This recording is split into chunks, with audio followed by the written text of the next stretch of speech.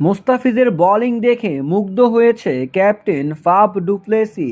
তাই তো ম্যাচ শেষে তার প্রশংসায় ভাসল তিনি। যেখানে মুস্তাফিজুর রহমান পাঞ্জাব কিংসের বিপক্ষে প্রথম ওভারে বোলিং করতে এসেই উইকেট তুলে নেন। তার বোলিংয়ের সামনে দাঁড়াতে পারেনি পাঞ্জাব কিংসের কোনো ব্যাটসম্যানরাই। তবে কিছুটা খরুচে বলার হলেও তারপরে ঠিকই আদায় করে নেন উইকেটটি। একে একে করে পাঞ্জাব কিংসের বিপক্ষে 3টি উইকেট শিকার করেন কাটার মাস্টার মুস্তাফিজুর রহমান। তাই তো ম্যাচ শেষে প্রশংসায় ভাসালেন ফাফ ডুপ্লেসি। ফাফ ডুপ্লেসিকে সাংবাদিক জিজ্ঞাসা করলে ফাফ ডুপ্লেসি বলেন, মুস্তাফিজুর রহমান দারুণ বোলিং করেছেন। তার বোলিং দেখে আমি অবাক হয়েছি। মাত্র 2টি ম্যাচ খেলেছে সে আমাদের সাথে, এতেই মনে হচ্ছে সে আমাদের ধারাবাহিক খেলোয়াড়। এমন বোলিং করে প্রশংসায় ভাসলেন মুস্তাফিজুর রহমান, যেখানে ডেথ ওভারে কার্যকরী বোলার হিসেবে প্রমাণিত হয়েছেন আরও একবার।